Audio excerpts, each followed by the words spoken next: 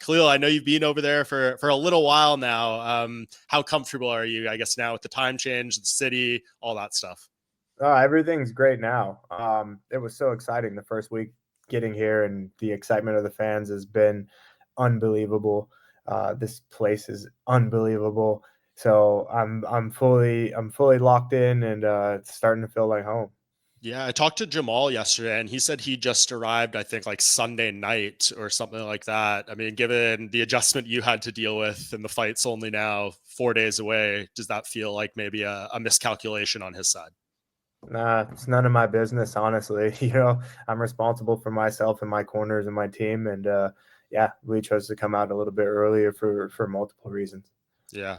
You had, I believe, your first ever face off with him today. You guys have been scheduled to fight 3 times, but I think this was the first official one, right? Yeah, first official face off today. Yeah. What was your takeaways from, I guess, seeing him and like that moment of staring each other down? Yeah, it was great. I mean, we're both hungry. We're both serious about this fight, and it's been a long time coming. So, yeah, he's ready to bring in. So am I. Yeah. Do you take anything away from those, or is it just kind of part of the fight week process? You don't like read into, looking into his eyes and his demeanor and all that stuff. No, I mean, to be honest, there's not too much to really take away. Hmm. But there is, it's an experience, right? It's like we we can't help but spend months preparing to fight each other. Yeah. So it's just that moment where you're face to face with your opponent. I don't really think that there's much to take away, but it is a bit of an experience. Yeah. Would the Friday one be any different for you? Like at ceremonials when you're closer to the fight, now maybe you don't want to overexert anything or overthink something. Yeah, I think that Friday face-offs are usually a little bit more intense because it's kind of the last time you lock eyes before it's in the cage, across from each other. So, it's just, yeah, it's that last time. So it's like, I think a lot of times you know, we want to take in as much as we can, for motivation.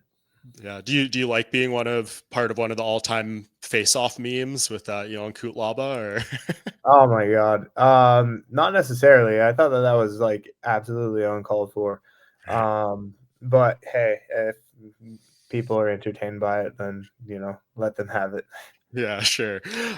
We saw the photos come out of your custom fight kit. That's super Yeah. dope. Can you tell me about that? What was like the inspiration behind that? And I guess how far out did they reach out to you with some ideas for designs and things like that?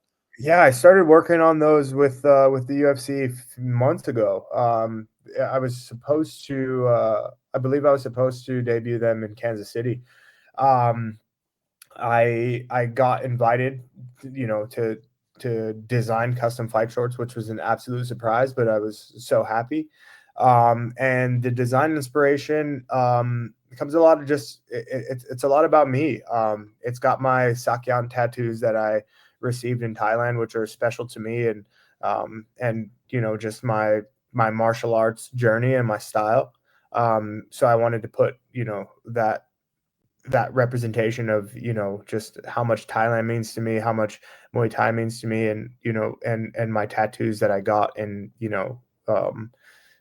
in honor of my martial arts journey, and that journey through Thailand. And then I put some mountains on the legs, which represent Las Vegas, my home. It's where I'm from, and I wanted a piece of me and a piece of Vegas on my shorts, but I didn't want slot machines and poker chips, or Elvis Presley on my shorts. So the Vegas to me, I love the mountain scenery. It's amazing. We got the Red Rocks. We got a lot of cool things there. So that's just my way of um, kind of putting my Las Vegas stamp on there. And then a lot of people, when the talks about me, or people who know me, maybe my fighting style is known as violent or aggressive, but if people know me, they're like, oh man, you're so different in person than you are in the cage. And I think that's just life. I do see um, a lot of contrasting things, and just like the duality of life, and also just doing my best to find balance. throughout my journey. And so that's why the shorts are split in half, like yin and yang. And I just think that, I did my best to make custom shorts that were really just, personal to me, and that really, had some key things that that just represent me as a person and as a fighter. That's very cool. Like, how does that work? Do you like write a list of everything you just said there and give it to them? Do you like trace We had something a out meeting. yourself, or Initially, we had a meeting. We sat down in a room. Um, I sent photos of, images, Hmm. inspirations. They also took detailed notes, just asking me, what inspires me or what I would like the shorts to look like. Mhm. So it's, it's a very it's a detailed process. And then we go through just kind of like a process of elimination, a back and forth of, of images and mock-ups until, until I finally say like, okay, yeah, that's the one. Yeah, that's the one that I want. That's the one that I like. And then I don't get to see, I saw them in person today for the first time, Sick. and got to try them on, and I'm very happy with how they turned out. I love that. If it was up to me as like the fan, every single fighter on the roster would have their custom shorts or be able to do their own thing, like pre Venom, pre Reebok days. But since they've started doing this, it's pretty much only been like champions and former champions who have got this. So I guess what does it mean to you that they brought this opportunity to you, and how they think of you, and maybe this is a sign more people will get them across the roster too. Yeah, yeah. I think that it's really cool. Like I said, I'm really grateful. It's nice because I do realize that, yeah, mostly, champions or certain, number one contenders and stuff are usually the ones to get them.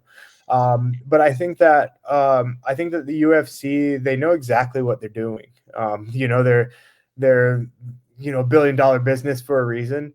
And I think that when it comes to me and just being with the business, I think that it's not a bad thing to do. I don't think that I've been in the UFC now for 11 years. I mean, I finally got a fight to where, my fan base is now growing, but I don't think that the UFC thinks that I'm going anywhere anytime soon. Like, I don't think that I'm on the verge of getting cut or anything like that. So Of course not. I think it's a safe decision. I think it's a safe decision to make.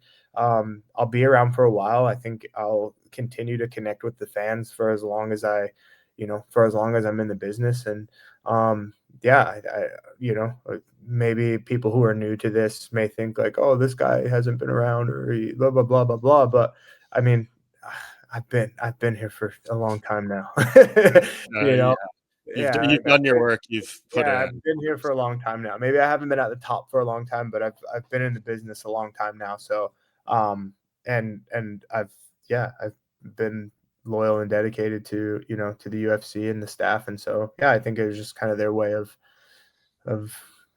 being okay with that. Yeah. Yeah, I love that. What would you say has been the biggest difference, or what you've learned the most about Jamal from the first time you did that training camp for him last year to coming through this one? Do you feel like you've gained more intimate knowledge of him from camp 1 to camp 3? Um, no, not necessarily. I think I'd say the biggest difference was just the time. I just had more time to train. I had more time to, to prepare, to sharpen, to um, try new things, take some things out. Yeah, just like, yeah, it just, yeah, the like, the time was a good thing to have. And it just helped me be even more prepared. Yeah, I sense you don't care about anything he says in the lead up to this fight, but when I spoke to him yesterday, he was very complimentary of you. Said he very much respects your skill set and the danger you bring to him, but he just said he feels like you're not on his level. What do you take away from that? I mean, is that just pre-fight talk, or do you think he's maybe underestimating you in some way? Uh, I think that's a mixture of a lot of things, but it's also not the first time that I've heard this. I heard it against Alex, and we've heard it against Yuri. Alex is not on my level. Yuri's not on my level. Khalil Rountree is not on my level. So like, I'm just gonna leave it at that. Where is the level? I get what you're saying. Yeah, I'm just gonna leave it at that. Like I'm prepared.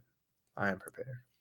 You entered this fight, Khalil, with 7 knockout wins in light heavyweight history, and the only people ahead of you are Chuck Liddell with 9 and Mauricio Shogun Rua with 8.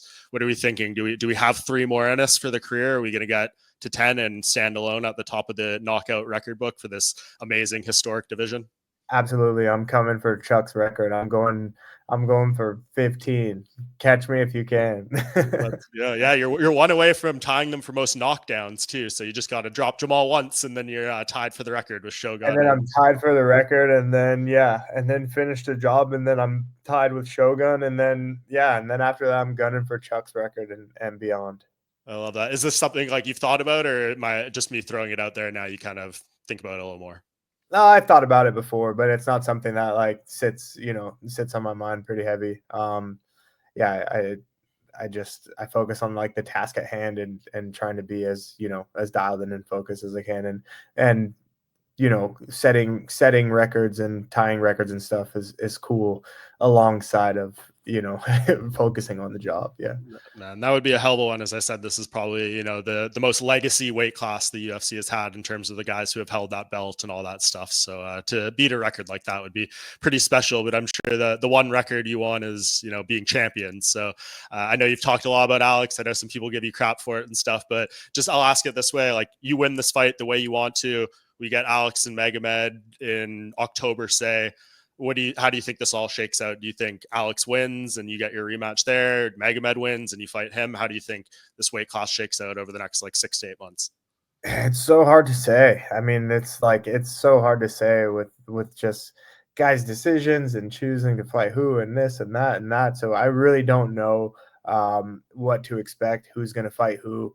But all I know is that by the end of the year, I would love to be, right there fighting for the belt again, whether it be Alex or whoever else. I don't, that to me, I don't care who's there. It's about the belt. And my biggest dream is just, I would love for it to be in Vegas. I would love to fight for the belt in Vegas at home, and get a chance to win it at home. For sure, man. Well, you have a hell of an opportunity here. This fight's on ABC for anyone who doesn't know. I mean, the eyeballs that you could potentially get on this are incredible. So you seem ready to seize this opportunity, Khalil. I appreciate the time very much and really looking forward to this fight. I think we all are. Thank you so much. And can't wait to put on a good show for you, Mike.